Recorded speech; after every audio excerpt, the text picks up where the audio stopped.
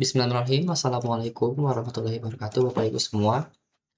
Izin saya untuk menjelaskan fitur-fitur sidik anomali yang sudah kami kembangkan selama ini. Nah, jadi Bapak Ibu semua, eee, sidik anomali itu untuk saat ini sudah bisa mengakomodir 3 tahapan atau anomali. Pertama dari tahapan identifikasi, kedua konfirmasi atau di manajemen lapangannya, bahkan kita juga bisa monitoring bagaimana progres konfirmasi jawaban anomali tersebut, dan yang ketiga adalah melakukan analisis terhadap jawaban-jawaban anomali tersebut. Pertama, untuk identifikasi. Sebagaimana kita tahu Bapak Ibu, bahwa data itu terbagi atas 2 jenis, yakni nominal dan ordinal. Data kategorik atau data continuous ya. Nah, jadi, eee, kita untuk melakukan identifikasi juga kita bagi dua, untuk menganalisis data-data continuous dan untuk menganalisis data-data kategorik. Untuk continuous, kita menggunakan visualisasi seperti ini. Jadi, kita bisa memilih kabupaten kotanya, kita bisa milih variabel apa yang akan ditampilkan. Nah, variabel yang akan ditampilkan ini adalah request dari SM terkait. Jadi jika di request akan kami tambahkan apa-apa aja yang perlu dianalisis. Misalkan, oh saya butuh bagaimana sih distribusi pengeluaran untuk KBLI pendidikan. Kita bisa mengeluarkan nanti bagaimana distribusi untuk pengeluaran untuk usaha pendidikan. Atau di sawit misalnya di Damasraya, gimana sih distribusi pengeluaran untuk usaha-usaha sawit di Damasraya, bisa kita keluarkan nanti bagaimana bentuknya. Nah, di sini adalah variabel-variabel yang sudah didefinisikan sebelumnya dari SM di Damasraya. Jadi ini yang dibutuhkan. Jika ada penambahan, mereka akan request dan akan ditambahkan di sini. Di sini ada fitur statistik deskriptif yang terdiri dari batas bawah atau nilai minimum, kuartil 1, median, rata-rata, kuartil 3, dan batas atas. Bukan maksimum ya, beda atas atas sama maksimum. Ini adalah batas atas untuk si box plotnya. Lalu di sini ada visualisasi histogramnya. Kita nggak pakai histogram, kita pakai line gram, tapi konsepnya sama, kayak ini rentang dan frekuensinya berapa, sehingga kita bisa melihat bagaimana distribusi persebaran data tersebut. Di bawahnya dibarengi dengan uh, pointer outlier. Jadi di sini box plot yang dari data ini, lalu di sini adalah outlier-outliernya. Contoh, ini adalah box plot harga per mobil. Jadi bisa kelihatan nih, rata-rata di Damasraya itu harga mobil itu 120 juta. Untuk 75% orang Damasraya punya mobil seharga 150 juta. Nah, kita bisa lihat distribusinya nih. Berapa orang yang di bawah 100 juta, berapa orang yang 100 sampai 200 juta, berapa orang sih yang punya mobil 200 sampai 300 juta. Bahkan kita bisa ngelihat ada outlier di sini. Oh, ada ya di Damasraya ini usaha-usaha orang yang memiliki mobil dengan harga 3 miliar. Nah, nanti akan didiskusikan apakah hasil identifikasi ini akan kita turunkan sebagai anomali atau itu kita anggap wajar. Jadi belum tentu untuk variabel yang kita identifikasi ini akan pasti jadi anomali. Tapi jika jadi anomali, kita bisa menghubungkan. Contohnya di Damasraya beranggapan eh, mobil yang 600.000 juta ke atas itu dikonfirmasi benar nggak? Bisa kita lihat di sini. Jangan-jangan yang 300 miliar ini salah, harusnya 300 juta, salah yang buat nomor kan. Jadi kita berkesepakatan kemarin bahwa harga mobil itu 600 juta ke atas itu dikonfirmasi. Di bawah ini adalah hasil konfirmasinya nanti. Di sini wilayah, nama KRT, informasi yang dibutuhkan. Misalkan harga mobilnya 660 juta, jumlah mobilnya satu, catatannya apa-apa aja dibaca. Siapa tuh sudah PPL di lapangan sudah menambahkan catatan-catatannya. Juga kita bisa melihat isian jawaban konfirmasi jika sudah ada. Nah, jika kita ingin informasi lebih detail, ini adalah tombol Bapak Ibu, di mana ketika ditekan akan masuk ke fase SM untuk membuka fase tertentu tersebut. Seperti ini. Ini salah satu contoh untuk analisis atau identifikasi untuk data-data yang continuous. Contoh yang lain mungkin box plot pengeluaran non makanan bulanan misalnya. Kita buka. Oke, berarti di Damasraya itu rata-rata pengeluaran sebulan itu 1,3 juta. Dan 75% orang Damasraya itu punya pengeluaran itu sekitar 1,5 juta. Nah, ini di kami kita turunkan lagi. Jika pengeluaran non makanan bulanan itu 5 juta ke atas, maka kita anggap sebagai anomali atau yang perlu dikonfirmasi. Maka kami keluarkan semua rumah tangga yang pengeluaran non makannya itu di atas 5 juta. Contohnya ini 15 juta nih. Terus kita menampilkan juga beberapa variabel-variabel penting seperti jumlah anggota keluarga dan catatannya. Siapa tahu sudah dikasih catatan di si PPL-nya. Jadi kita bisa membaca di sini apa jawabannya. Ini untuk identifikasi data-data untuk yang continuous. Yang kedua, data kita tidak hanya continuous, tapi juga ada data-data yang kategorikal seperti itu. Nah, kita juga bisa mengidentifikasi berdasarkan data kategorikal tersebut. Sama seperti yang sebelumnya, konsep datasnya sama, tapi mungkin filosofinya berbeda. Menunya juga berbeda. Tadi itu di menu deskriptif, sekarang di kategori. Di mana kita bisa melihat nih bagaimana persebarannya. Untuk visualisasinya ada 3 jenis. Pertama monovariabel, jadi hanya melihat di variabel itu aja. Yang kedua variabel atau dua variabel yang kita silangkan dengan matriks seperti ini.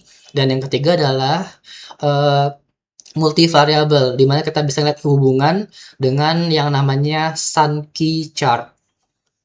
Kita bisa lihat di sini nih. Di sini adalah status dokumen dan keberadaan usaha. Nah, jadi ini adalah usaha-usaha yang sudah di-approve oleh si PPL. Ini yang sudah disubmit oleh si PPL. Ini PML ya. Bisa kelihatan nih, oh sudah banyak yang ditemukan ya yang di-approve itu. Tapi yang tidak ditemukan tuh bukan sedikit juga. Oke, bahkan lebih banyak yang tidak ditemukan yang di-approve daripada yang sudah ditemukan. Seperti itu. Itu bisa jadi kita identifikasi. Oh, rupanya banyak ya yang draft-draft itu yang tidak yang ditemukan. Yang tidak ditemukan tuh kebanyakan tuh langsung disubmit, tidak ada dia dalam bentuk draft seperti itu. Usaha baru juga banyak nih, kita kelihatan ya. Seperti yang di sebelumnya juga, kita juga membinding ketika kita ingin lihat, oh dari sini kita anggap, coba kita konfirmasi nih untuk rumah tangga atau usaha yang tidak ditemukan jawabannya apa-apa saja. Di bawahnya kita bisa langsung baca jawabannya seperti apa. Oh, Arianto ini sudah pindah ke Jorong Tanah Abang. Alpin ini tinggal di perumahan BIP, beda SLS, dan lain-lain ke bawahnya. Nah, kami juga ada fitur yang namanya itu kesimpulan konfirmasi anomali dengan AI. Jadi semua hasil konfirmasi ini kami simpulkan dalam 5 paragraf. Sehingga kita tidak perlu untuk membaca satu-satu untuk mengetahui apa yang terjadi terhadap anomali tersebut. Tapi ini tidak kami keluarkan anomalinya. Nanti ada beberapa anomali yang kami gunakan AI untuk konfirmasinya. Itu bisa diatur nanti di aplikasinya. Seperti yang saya jelaskan sebelumnya, bahwa ada 3 jenis visualisasi. Pertama yang monovariabel, contohnya seperti ini. Kami mengeluarkan jumlah usaha menurut KBI 2 digit. Ini monovariabel. Ini jumlah usahanya, ini KBI 2 digitnya. Seperti itu. Kami juga bisa mengeluarkan misalkan jumlah pendapatan berdasarkan KBI 2 digit. Ketika kita pilih jumlah di sini, maka di sini adalah jumlah pendapatannya. Di KBLI misalkan 46, rupanya ada sekitar 21 triliun pendapatan Sedamasraya misalnya seperti itu. Ini juga menarik ya Bapak Ibu. Secara jumlah, usaha yang banyak itu di usaha 01. Tapi secara pendapatan, yang paling banyak itu di KBLI 46. Jadi ini lumayan menarik sih datanya. Jumlah usahanya sedikit, tapi keuntungannya itu sangat banyak di KBLI 46. Nah, jika tidak diturunkan sebagai anomali, maka kami tidak akan nge-binding atau menghubungkan dengan anomali tertentu. Jadi hanya untuk visualisasi saja data panel seperti ini. Tapi jika ingin dihubungkan dengan sebuah anomali, bisa kita hubungkan dan kita munculkan jawabannya di bawah. Jadi selain monovariabel, jadi monovariabel selain frekuensi juga bisa memunculkan jumlah di sana. Lalu selain monovariabel, tadi ada dwivariabel yang dalam bentuk matriks dan ada juga yang multivariabel dalam bentuk contohnya nih, dalam bentuk Sankey variabel. Jadi bisa kelihatan hubungan antar variabel. Berarti ada koperasi yang ada 5 koperasi di Damasraya. Kelima-limanya itu tidak terhubung dengan KDMP. Dari ketiga koperasi tersebut, ada 4 yang ada laporan keuangan, dan ada 2 yang tidak ada laporan keuangan. Nah, ini rencana kami akan menjadi turunan anomali. Kenapa? Harusnya kalau koperasi ada laporan keuangannya, tapi ini kita belum keluarkan anomalinya. Jadi kita ada 3 jenis untuk visualisasi untuk membantu kita mengidentifikasi apakah itu akan turun menjadi anomali atau itu wajar di wilayah tertentu. Itu adalah untuk identifikasi. Lalu yang kedua, kita adalah konfirmasi. Jadi untuk konfirmasi itu kita memisahkan nih, PPL atau Manlab itu tidak perlu memahami terkait yang bagian sebelumnya. Mereka hanya tahu, oh ini anomali dan harus dikonfirmasi. Jadi pembahasan kita ke mereka itu untuk menyampaikan bahwa oh ini anomali loh, harus selesai ya. Jadi harus jumlahnya yang awalnya banyak, misalnya anomalinya menjadi 0. Jadi mereka hanya tahu itu aja. Nah, di mereka tampilannya akan seperti ini. Awalnya itu akan muncul wilayah tugas masing-masing. Ketika mereka login, mereka akan muncul wilayah mereka masing-masing saja. Ketika dipilih, akan muncul turunannya ke bawah. Di munculan warna ini akan dijelaskan juga seperti ini. Anomali 13.005. Apakah benar sewa rumah pada keluarga ini tuh besar dari 1 juta? Karena kita turunkan sebagai anomali ya. Nah, di sini juga mereka bisa ngebaca isian-isian fasih mereka tanpa harus balik ke fasih. Oh, bisa, oh catatannya gini ya. Oh, sewa kontraknya 3 juta. Dia itu berjualan sate di ruko. Oh, rukonya sekaligus tempat tinggal. Jadi, 3 juta ini termasuk untuk sewa rukonya. Berarti sesuai kondisi lapangan kan. Kita tinggal checklist ini, kita berikan jawabannya seperti apa. Nanti jawaban yang di sini akan kita analisis di aplikasi Silicon Anomali ini. Baik itu menggunakan AI atau menggunakan word cloud seperti yang tadi. Oke. Karena aplikasinya tampilnya lumayan simple, kami berharap akan memudahkan nih PML atau Core Lab di lapangan untuk memberikan konfirmasi. Lalu, sebagai Manlab, kita juga bisa menggunakan fitur monitoring. Monitoringnya tidak hanya di Manlab, tapi kita di TI atau di tim Kualitas Data juga bisa ngelihat. Ini adalah tampilan untuk monitoringnya. Jadi, anomali kita bagi 3 level, yakni anomali pusat, anomali provinsi, dan anomali Damasraya. Di anomali pusat, kita bisa melihat nih bagaimana persebaran anomali-anomalinya. Ini anomali 01 yang terkait usaha dan sampai 8, ini yang rumah tangga sampai 6. Kenapa sampai 6? Damasraya nggak muncul sampai 8. Ini adalah konfirmasi missing value misalnya. Ini kelihatan bagaimana pie chart-nya. Di sini kelihatan bagaimana historis pemberikan jawaban terkait anomali tersebut. Dan di sini adalah jawaban-jawaban terbaru yang memberikan jawaban. Contohnya, eh, KBLI 2 digit di perilis SBR berbeda dengan yang di lapangan. Apakah benar? Yang salah itu KBLI yang di perilisnya, di lapangan sudah benar, seperti itu. Anggota ini kode NIK-nya 999. Kenapa? Karena dia tidak membawa KTP di wilayah camp. Ini kenapa 999? Karena anaknya belum masuk KK dan belum ada NIK-nya. Jadi kita bisa ngelihat secara sederhana. Yang kedua, itu adalah anomali tertentu. Jadi kita bisa fokus untuk membahas anomali-anomali tertentu. Contohnya kita buka ini. Untuk anomali yang K0001, yakni missing value di NIK yang kode 999, bisa kita lihat distribusinya. Oh, yang paling banyak itu di Pulau Punjung, yang paling sedikit itu di 9 Koto missing value-nya. Ini ada pertanyaannya, ini totalnya berapa, ini bagaimana pengerjaannya, dan ini timeline-nya. Per hari itu bagaimana sih orang mengkonfirmasi anomali tersebut, dan ini workload-nya. Kebanyakan itu belum memiliki NIK atau KK, atau tidak bisa menunjukkan kartu keluarganya, atau dokumennya tidak ada, atau dia pindah dari Solok, dan lain-lain. Nah, ini kan tidak berbahasa ya. Kita juga menggunakan fitur yang namanya itu kesimpulan by AI. Jadi kita bisa menyimpulkan. Contohnya, kesimpulannya apa aja sih? Ini jawaban-jawabannya kan. Apa aja kesimpulannya? Oh, didominasi karena NIK anak belum diperbarui di KK. Dan karena adanya perubahan anggota keluarga sehingga dia belum ada NIK-nya.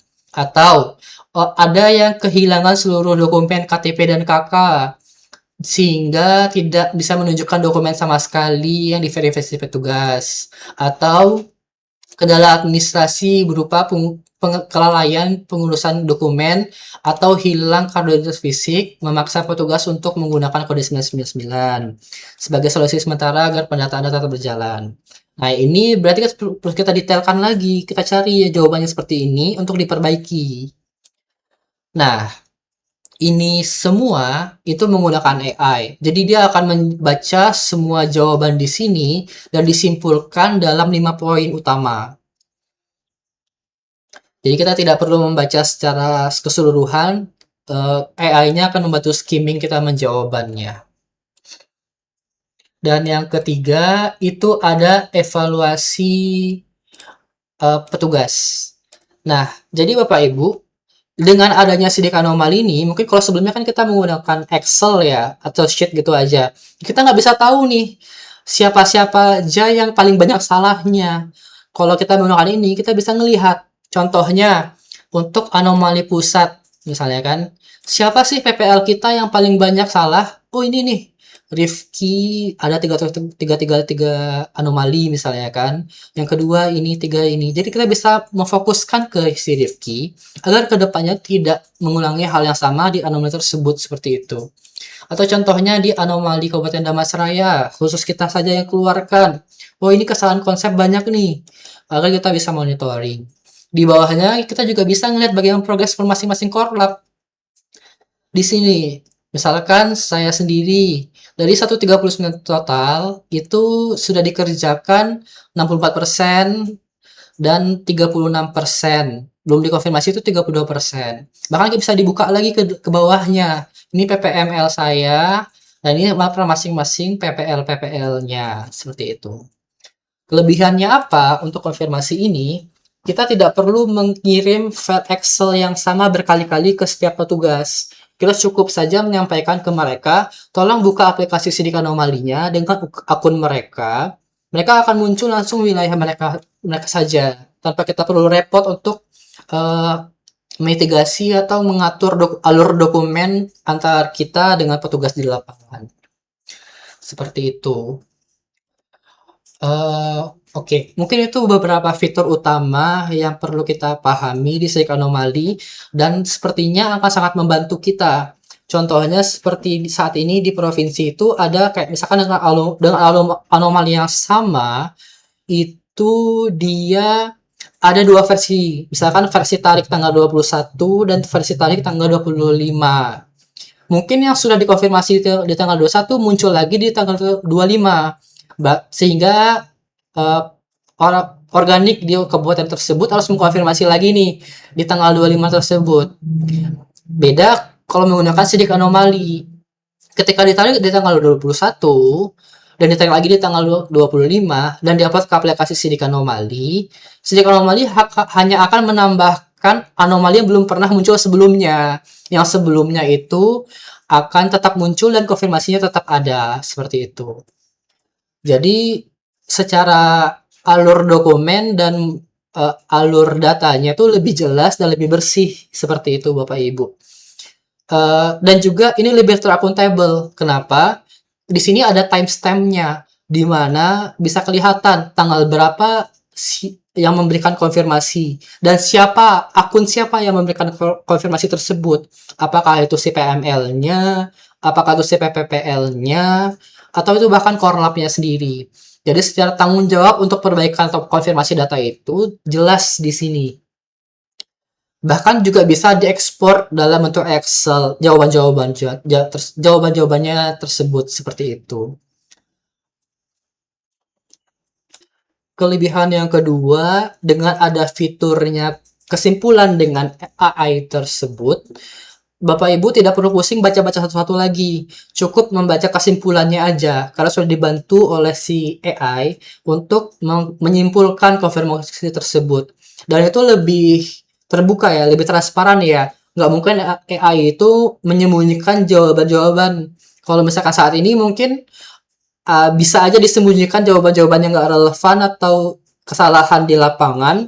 Kalau dengan ini lebih transparan, lebih tahu siapa yang melakukan kesalahan di lapangan untuk kita perbaiki ke depannya, seperti itu. Dan juga dengan adanya ini, tentu baik itu organik ataupun PML itu tidak overwhelmed dengan perbedaan banyak versi data atau versi Excel yang ada beredar. Mereka hanya tahu satu dari sidik anomali dan hanya konfirmasi via itu saja. Bahkan untuk organik itu sudah disediakan link ke Fasi SM. Jadi tidak perlu capek-capek ke Fasi SM. Dan sebenarnya kan variabel-variabel yang sudah berhubungan dengan anomalinya juga muncul di sidik anomali. Jadi kalau jika tidak perlu ke Fasi SM ya nggak usah, tinggal baca aja di sidik anomali jawaban-jawabannya seperti apa. Seperti itu. Untuk sidik anomali ini kami buat karena kami bercermin dari pengalaman kami di pengelolaan anomali sebelumnya, yakni Desa Karnas. Hal-hal yang kita temui di ESA ini sudah kami temui juga di Desa Karnas di tahun-tahun sebelumnya.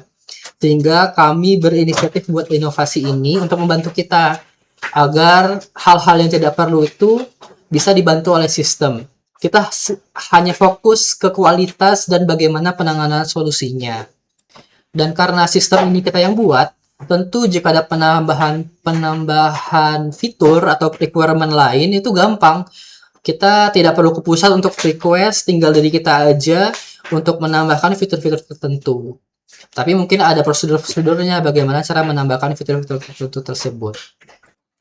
Untuk pelaksanaan di Damastraya mungkin sudah termasuk reliable dalam penggunaannya. Tapi untuk penggunaan provinsi perlu kita bahas dulu untuk kekuatan dari servernya. Saat ini Damastraya menggunakan RAM 2 GB dan untuk petugas kita sebenarnya belum sampai ke PPL sih, belum sampai ke PML itu kecepatannya sangat bagus dan sangat nyaman dilakukan. Bahkan bisa di tampilan HP pun juga sangat bagus sih. Dengan ini kita bisa melihat bagaimana historical pengerjaan anomali kita. Bahkan dokumen-dokumen terkait pun masih tersimpan dengan baik di aplikasi sidik anomali jika menjadi dasar pemeriksaan atau dasar argumen kita untuk memberikan konfirmasi anomali tersebut. Mungkin sekian Bapak Ibu dari kami. Semoga dapat mudah memahami apa yang kami sampaikan dan semoga ini dapat membantu kendala-kendala yang Bapak Ibu temui di pemeriksaan kualitas data di SEI ini. Sekian dari saya. Assalamualaikum warahmatullahi wabarakatuh.